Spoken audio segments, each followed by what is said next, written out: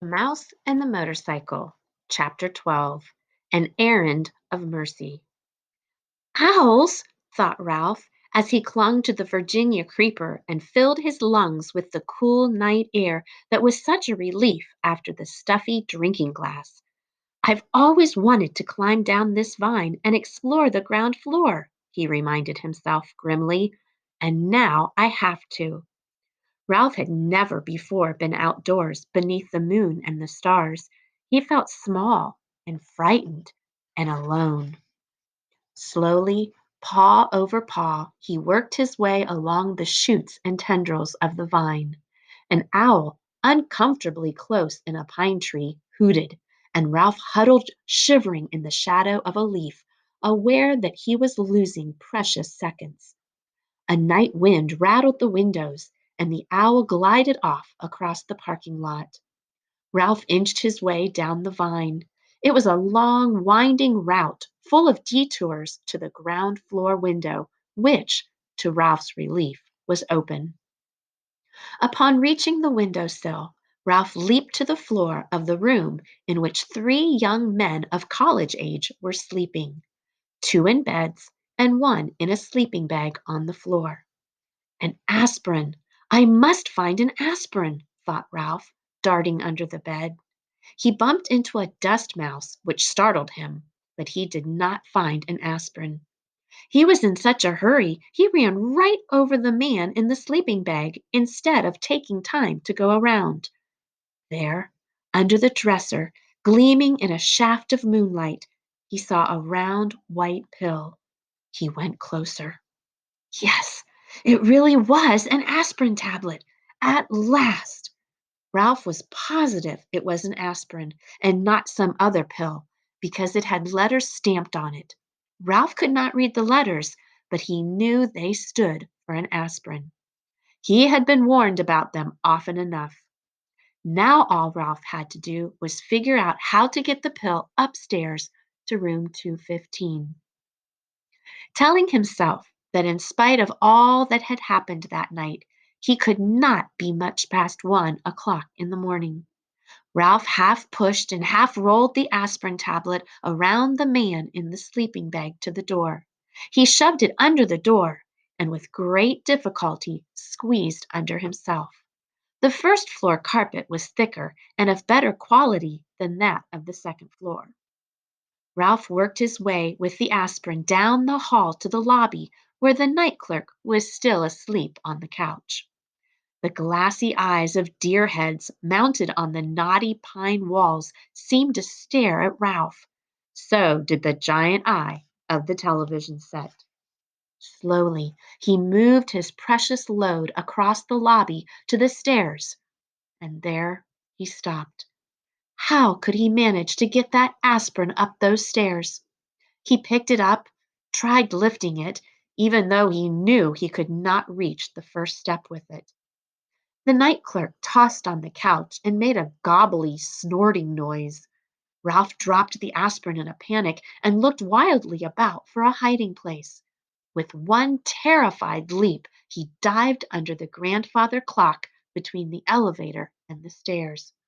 It was immediately plain from the dust that no one ever cleaned under the clock. Aha! Aha! Ah! Ralph struggled to control a sneeze. Above him, the works of the clock began to make grinding noises. Achoo! The sneeze could not be held back. Bong! The clock struck 1:30, forcing Ralph to clap his hands over his ears. How his famous ancestor, the one that ran up the clock, Hickory Dickory Dock, stood the racket, he did not know. Peeking out, Ralph discovered the night clerk had slept soundly through the noise, so he ventured out from under the clock to continue his struggle with the aspirin tablet. Since carrying the pill up the stairs was impossible, Ralph had to find another way. The elevator? Oh, ridiculous. A mouse could not run an elevator. But then, quite unexpectedly, a whole plan of action popped into his mind. Ralph had a genuine inspiration. First, he rolled the aspirin to a safe place behind the ashtray stand beside the elevator. Then, empty pawed, he climbed the stairs to the second floor and ran down the hall to room 215, where he squeezed under the door. Keith was still half awake, his eyes glinting with fever under their heavy lids. Psst, said Ralph. I found an aspirin for you. Huh? Murmured Keith. An aspirin tablet. I found an aspirin. Where is it? Keith was more awake now. It's down on the first floor. Oh, Keith was obviously disappointed. Now wait, said Ralph. I can get it up here, but I've got to have some help. You'll have to let me take your sports car. You're too young, mumbled Keith. I am not. And it was true that Ralph felt very much older than he had when he lost the motorcycle. Come on, you need that aspirin, don't you? But you already lost my motorcycle. Aw, come on. Ralph was growing more impatient as he felt the night slipping by. If you won't let me take the sports car, will you at least let me take the ambulance? I guess so. Keith did not feel equal to arguing with a determined mouse. He picked up his ambulance from the bedside table and set it on the floor. Here. One more thing, said Ralph anxiously. Do you think you could manage to open the door for me? I know you feel terrible, but it's the last thing I'll ask, honest. And I promise I'll have the aspirin up here in no time. Keith sighed, but he slid his feet out from under the sheets and, hanging onto the bedside table, reached over and opened the door. Ralph was already seated in the white ambulance with the red cross painted on the side. Wee, wee, wee. He took the corner into the hall on two wheels and sped down the bare floor between the wall and the carpet until he came to room 211. Here he slowed down and went wee, wee, wee, wee, good and loud. This carried him, as he had planned, to the elevator. This was a crucial moment. Now he would find out if his plan was going to work. The little dog in room 211 began to whimper and bark just as Ralph had planned. In a moment, the door opened and the man stumbled out with the little terrier in his arms. Oh, all right, he grumbled. I'll walk you. Shut up, will you? Ralph waited, his paws tense on the steering wheel. The man walked sleepily to the closed elevator door, where he managed, in spite of the wiggling dog in his arms, to push the button. Soon the elevator door slid open. Ralph knew that timing was important. The man entered the elevator. The dog barked. Wee, wee, wee, wee, said Ralph, hard enough and fast enough to shoot the ambulance at great speed across the yawning crack between the floor of the hall and the floor of the elevator before the man turned around. As the dog's owner turned, Ralph steered skillfully around his feet and parked the ambulance behind him. The man pressed the button, the doors closed, and the elevator actually began to descend. Do you know what you are? The man sleepily asked the dog. You are a nuisance. That's what you are. A four-footed, hair-covered nuisance. The dog ignored his master. I know you're down there, he yapped to Ralph. If I could just get down, I'd get you. Ralph did not answer. He was taking no chances. He waited quietly inside his ambulance until the man had carried the dog out before he drove out of the elevator. He jumped out of the ambulance, opened the rear doors, seized the precious aspirin, and boosted it inside. Slamming the doors, he ran around and jumped into the driver's seat. There was not an instant to lose. Wee, wee! The ambulance moved toward the open elevator, but unfortunately, by this time, Ralph was out of breath.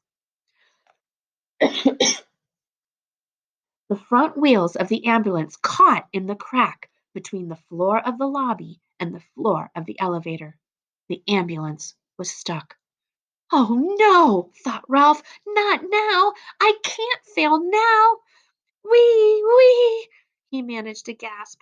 The wheels spun, but the ambulance did not move. Ralph jumped out, put his shoulder to the rear of the vehicle, and pushed with all his strength. Nothing happened. In a moment, the man would be returning with his dog. Desperate, Ralph climbed back into the ambulance. He took a breath so deep he thought his lungs would burst. Wee, wee, wee! He made the sound hard and fast and high pitched. The wheels spun. The ambulance moved very slowly at first, and then, as the tires got a grip on the floor of the elevator, it shot out of the crack and across the elevator, hitting the rear wall with a bump. Ralph collapsed over the steering wheel, limp with relief, just as the man came back through the lobby with his dog. I guess some boy lost his toy ambulance, muttered the man, more awake now, as he stepped in and pressed the button. Toy? Thought Ralph indignantly. This ambulance is carrying medical supplies to the sick. Boy, my foot, yapped the terrier. It's that mouse. Let me down. I'll get him. Ralph tried not to answer. He was saving all his breath now to get the ambulance across that crack one more time. The man slapped the dog lightly on the nose and said, Be quiet. I took you outside, didn't I? Fortunately, the elevator door stayed open behind the man as he walked out, so Ralph had no trouble driving the ambulance out and down the hall to room 215. The door had blown shut, but he didn't care. He jumped out of the ambulance and ran around to the back where he unloaded the aspirin, shoved it under the bedroom door, and squeezed under after it. Keith, Keith, I've got it! Ralph was filled with triumph. I brought you an aspirin! And that is the end of chapter 12.